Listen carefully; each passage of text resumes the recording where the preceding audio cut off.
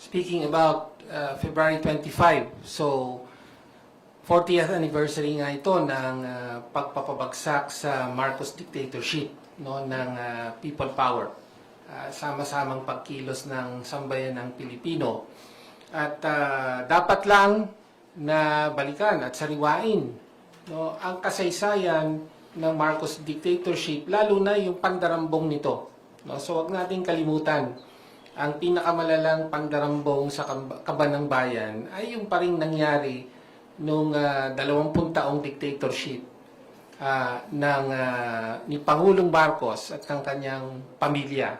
No? At hindi pa rin po tapos ang paniningil ng ill-gotten wealth sa pamilyang Marcos, na ang pagunahing executor o responsable sa ari-arian ng mga Marcos ay walang iba kundi si Pangulong Bongbong Marcos. No? At hindi masyadong napag-uusapan, pero sa ilalim ng Marcos Jr. presidency ay sunod-sunod po na dinidismiss yung mga kaso sa Sandigan Bayan para mabawi yung nakaw na yaman ng pamilyang Marcos. No? Ngayon, nung nanalo si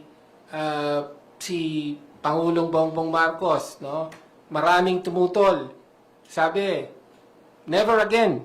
No, hindi dapat maulit ang paghahari ng mga Marcos. Ngunit nanalo siya, umupo siya, at may mga iba naman nagsabi, well, baka naman ito babawi na. No, baka ang gawin niya ay lilinisin ang pangalan ng Marcos, lilinisin ang legacy ng mga Marcos. Merong mga gano'n na umaasa. Pero ano ang nakita natin? No, nakita natin itong flood control corruption scandal.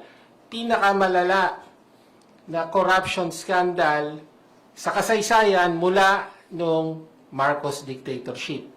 No? At ngayon, pinakikita natin na hindi sa walang alam o inosente si Marcos at ngayon ay lumalaban sa flood control corruption, kung hindi siya mismo ang nasa sentro.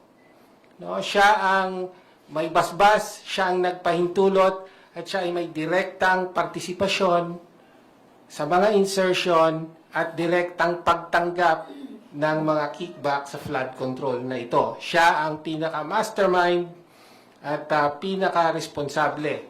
No? So, sa halip na never again, ang nakita natin ay here we go again. No? Sabi nga, like father, like son.